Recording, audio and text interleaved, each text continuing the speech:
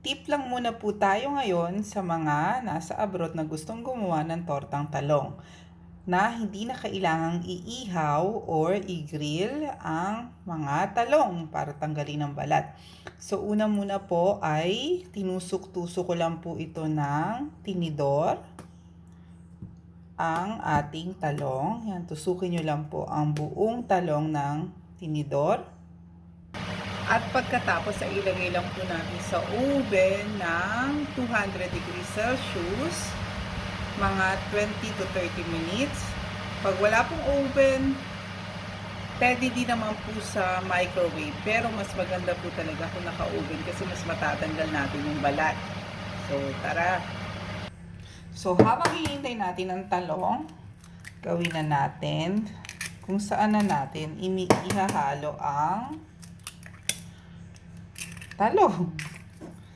So, 3 itlog po ang ginawa ko para sa 2 talong. Lagyan natin ng isang maliit na sibuyas. Kaunting pepper. Ayan. Kaunting asin.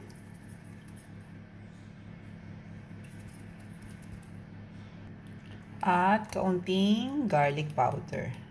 So i-mix lang po natin yan. At ready na yan maya-maya pag luto na ang ating talong sa oven. So, ayan guys, tinanggal ko na ang ating talong sa oven. So, makikita nyo naman ayan o. So, pag tinidor mo, malambot na talaga siya. And then, sobrang bilis lang tanggalin ng balat niya. Mainit. So, guys, ayan. So, tanggalin na natin yung balat. So, umuusok-usok pa talaga. Diba? Ang bilis lang. And then, pigain natin. Or, anuhin lang natin. Durugin lang natin kaunti ng tinidor.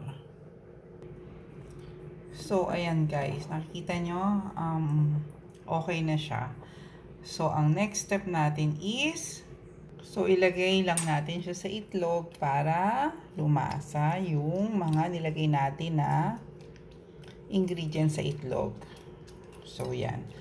Actually, okay din siya pero iba pa rin yung lasa pag yung talagang original na inihaw. So, yung pa rin talaga yung the best. Pero sa mga nasa abroad, ang hirap naman lagi mag-ihaw, 'di ba? So, yan yung sinasuggest ko. So, tip po yan para lalo-lalo sa mga nasa abroad. So, tara guys, magprito na tayo. So, pag mainit na ang kawali, lagyan lang natin ng kaunting mantika.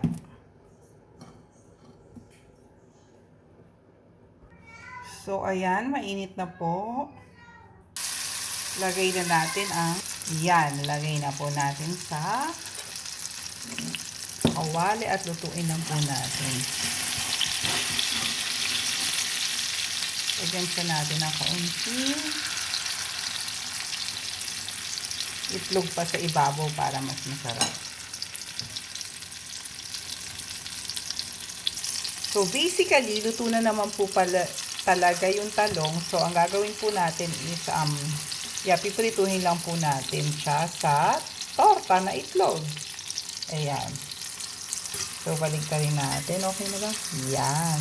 1, 2, 3. So, pag nasa abroad ka, guys, para-paraan lang. Para yung cravings mo is mas satisfied ka sa mga Filipino food. Ayan. Tama ba?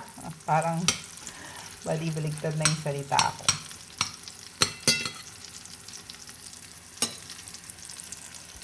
Grabe ang bango guys.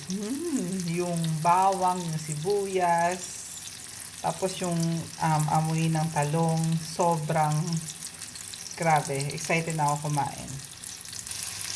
So, basically, ganun lang guys. So, prituhin nyo lang, baliktarin nyo lang hanggang sa maging golden brown. Sana po guys, may natutunan po kayo at maraming salamat po. God bless everyone. Bye! Thank you so much everyone. Bye!